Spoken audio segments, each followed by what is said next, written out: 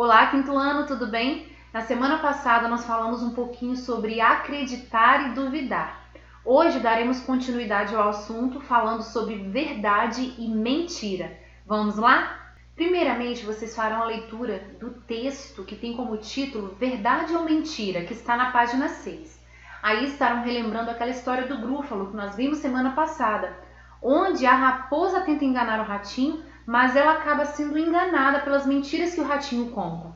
Na verdade, esse tipo de situação não acontece entre animais, né? Porque eles não usam as palavras como nós, seres humanos, usamos. Mas exatamente acontece entre seres humanos.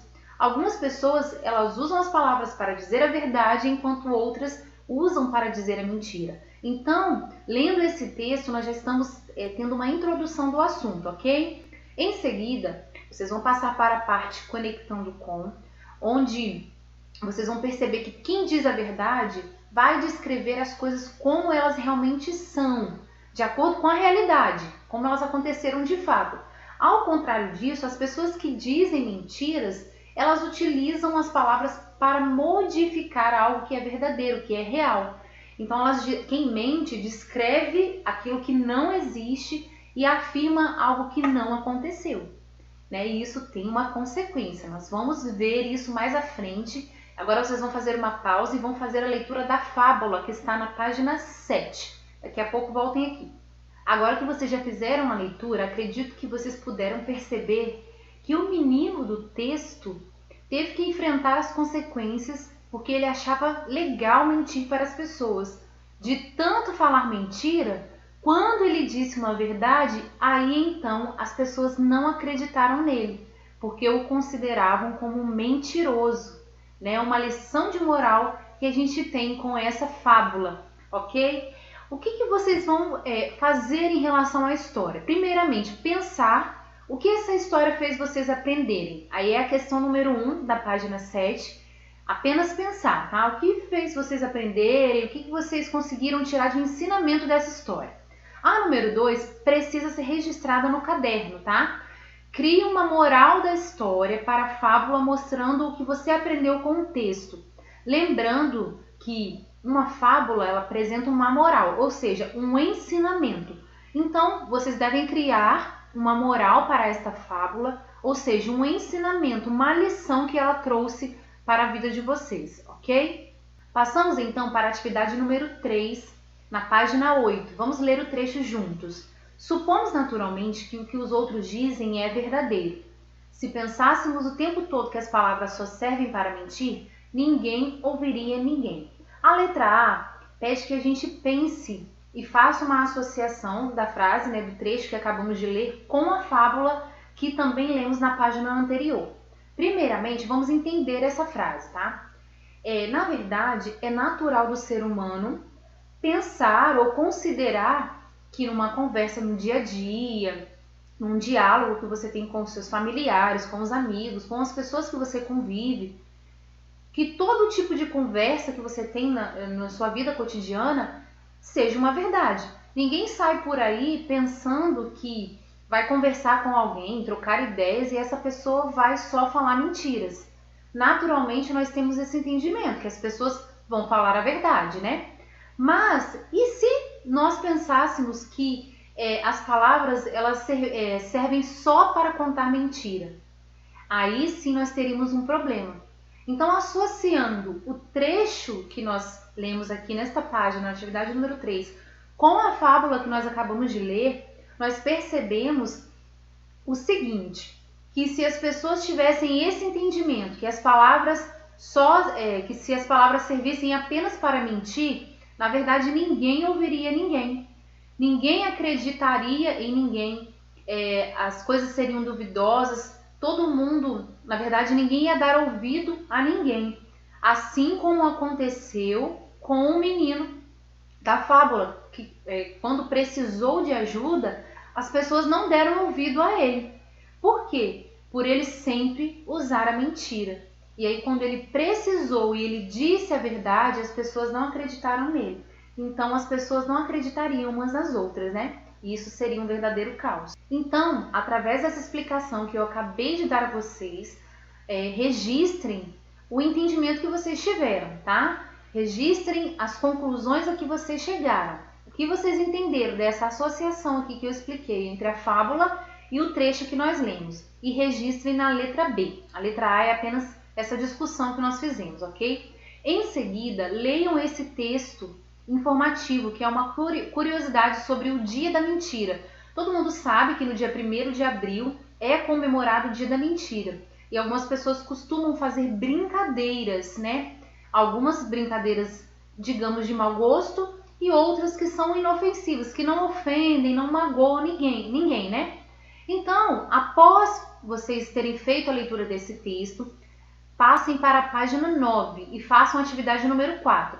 Você vai perguntar a algum de seus familiares, pode ser o pai, a mãe, a avó, um tio, quem tiver disponível, se eles recordam, se eles têm a lembrança de alguma brincadeira que vivenciaram ou presenciaram no Dia da Mentira.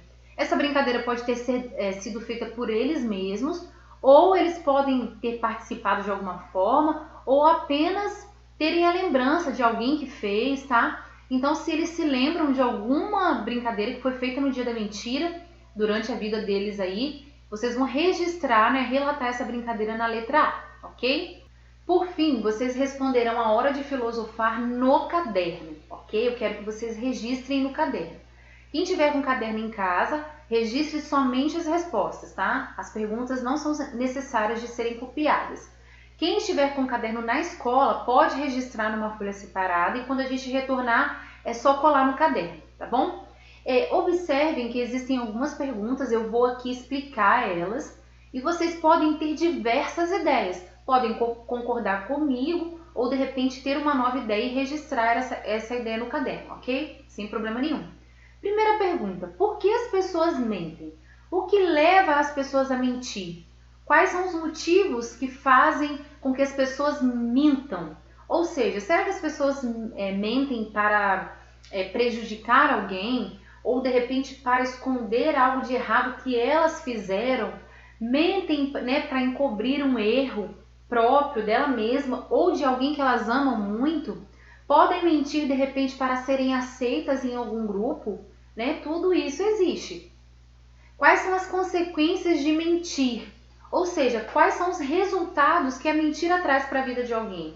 A quebra de confiança, por exemplo, porque quando nós descobrimos que alguém mentiu para nós, nós ficamos sem confiar naquela pessoa. Na verdade, a gente vive desconfiando da pessoa. Então pode trazer esse sentimento, essa falta de confiança, pode gerar tristeza, né? Pode gerar um desconforto entre amigos, gerar também problemas entre familiares, né?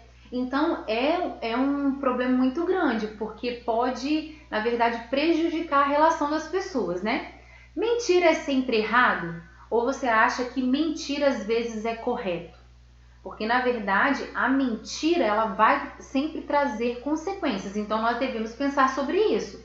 Será que mentir é certo em algum momento? O que você pensa sobre isso?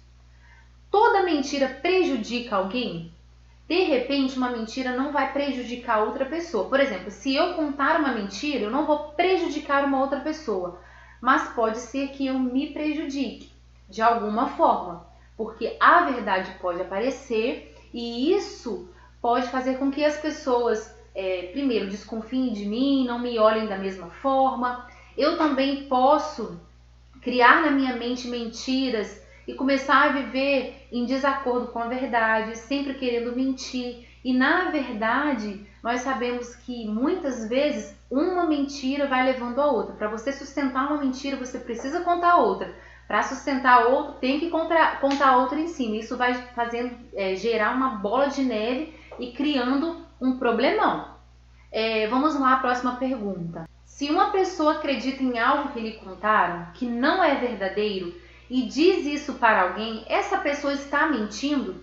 Aí nós devemos considerar que a pessoa que ouviu o fato, na verdade, o fato que ela ouviu, para ela é uma verdade.